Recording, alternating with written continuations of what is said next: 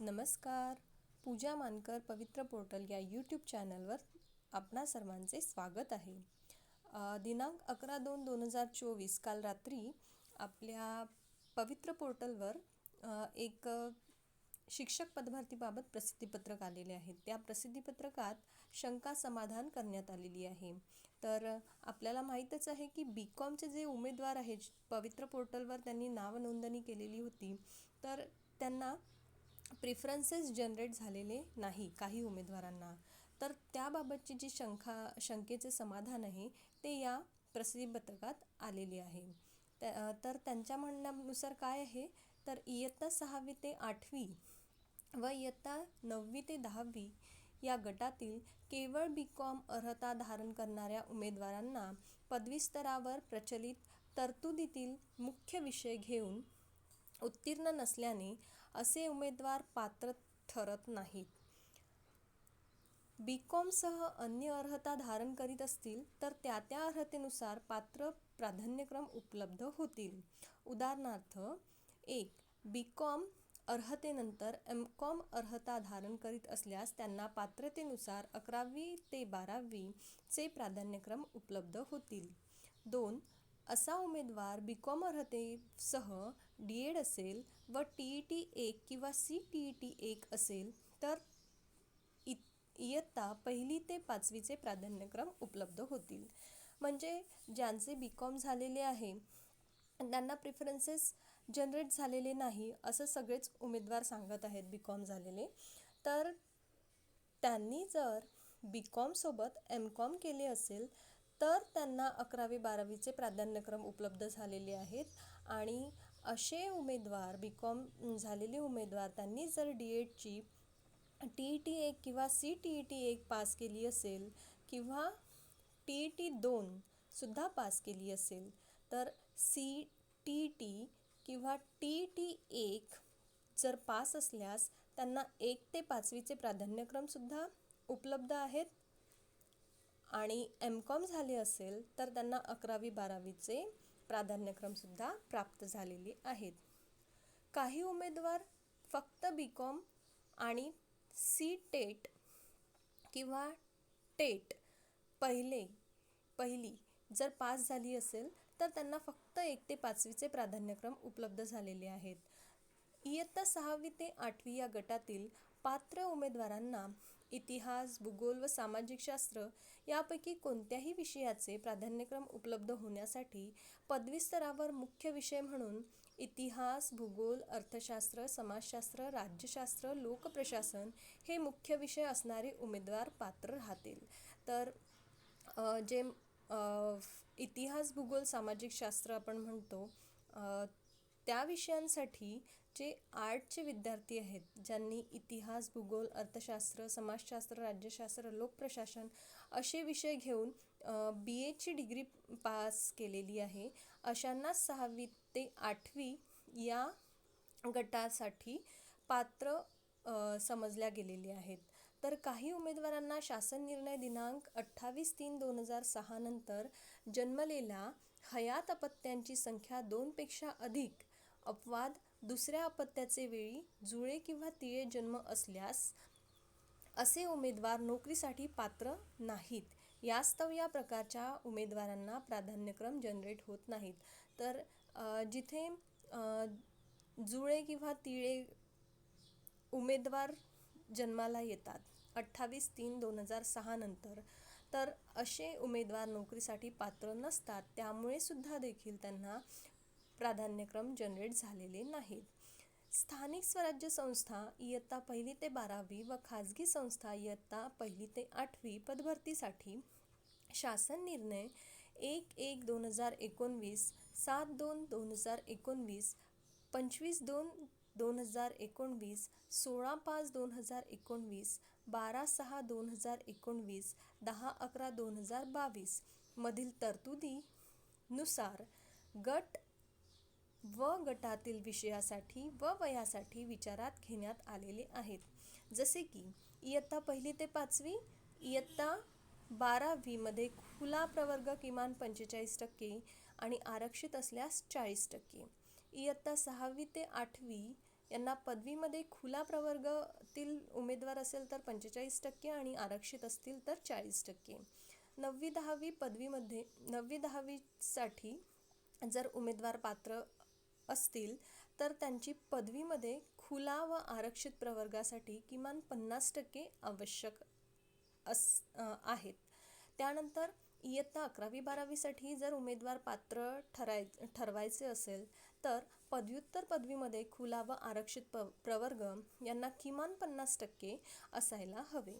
त्यानंतर वयोमर्यादेत काय सांगितलं आहे त्यांनी, तर वयोमर्यादा शासन निर्णय दिनांक 10/12/2022 मधील तरतुदीनुसार जाहिरातीच्या दिनांकास म्हणजेच जाहिरात देण्याची सुविधा पोर्टलवर दिनांक 16/10/2023 रोजी दिली आहे. यास्तव उमेदवाराचे वय दिनांक 23/10/2023 रोजीचे विचारात घेण्यात आले आहे.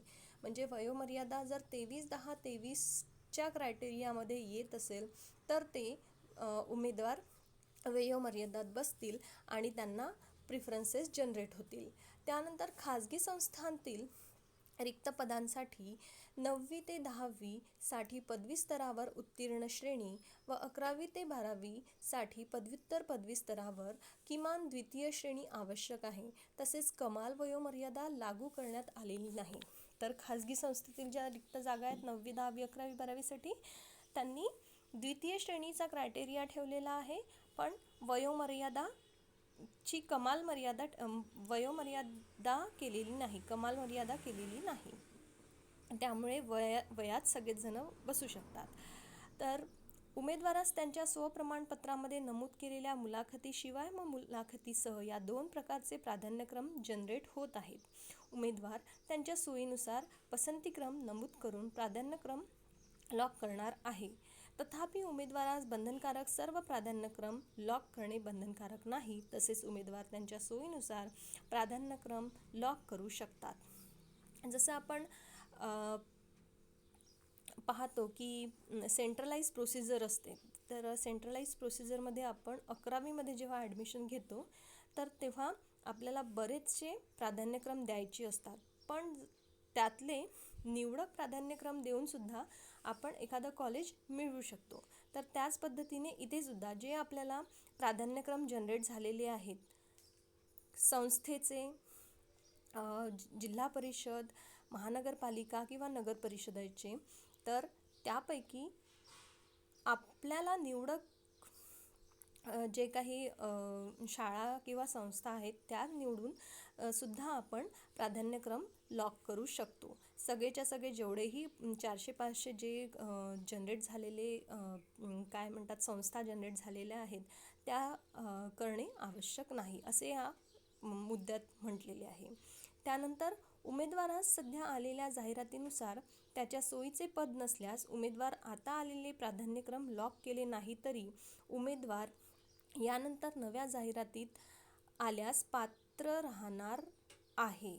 म्हणजे आताचे जे काही प्राधान्यक्रम आले आणि लॉक केले नाही त्या प्राधान्यक्रमांना आणि नवीन जाहिराती जर आल्या तरी तो उमेदवार त्या नवीन जाहिरातींसाठी पात्र राहणार आहे.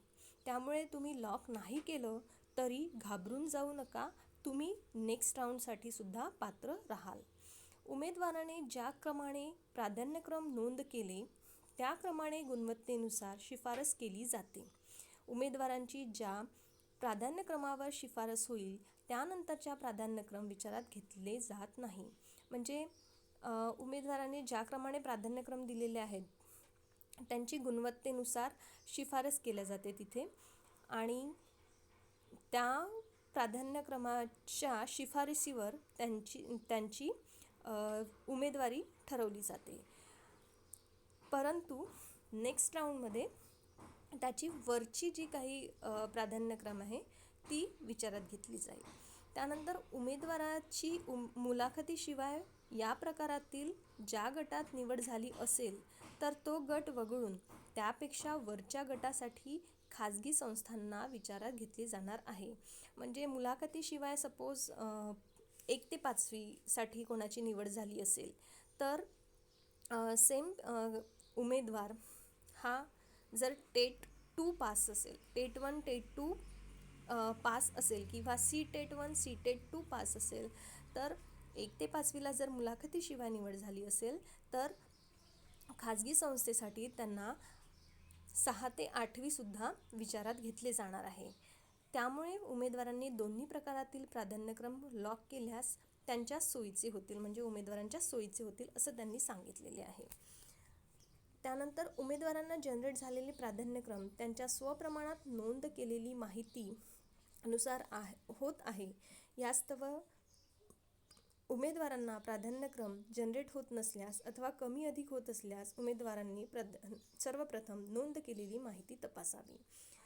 काही उमेदवारांना जे प्रिफरन्सेस जनरेट झालेले आहेत ते 500-600 पर्यंत गेलेले आहे असं सांगत आहे. काहींना फक्त 100 किंवा त्याच्या आतच प्रिफरन्सेस आलेले आहेत. तर हे जे जनरेट झालेले प्राधान्यक्रम आहे हे आपण स्वप्रमाणित जे केलेले माहिती आहे त्यानुसारच प्राधान्यक्रम जनरेट झालेले आहे. त्यामुळे कमी किंवा जास्त प्रिफरन्सेस आले याचा अर्थ असा नाही की निवड होईल अथवा नाही होणार. आपल्याला योग्य तो प्राधान्यक्रम देऊन आपली स्वतःची तिथे निवड करून घ्यायची आहे. ओके. अशाच काही नवीन नवीन माहितीसाठी आपल्या यूट्यूब चॅनलला सबस्क्राईब करा, लाईक करा आणि शेअर करा. त्याचबरोबर ही काही माहिती आपण देतो आहे ती आपल्या पवित्र पोर्टलवर न्यूज बुलेटिन हे एक नवीन आयकॉन आलेले आहे. त्या आयकॉनमध्ये हे सगळे प्रसिद्धीपत्रक येत आहेत. त्यावरूनच तुम्हाला ही माहिती सांगितल्या जात आहे.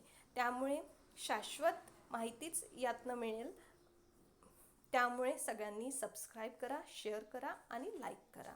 थँक्यू. धन्यवाद.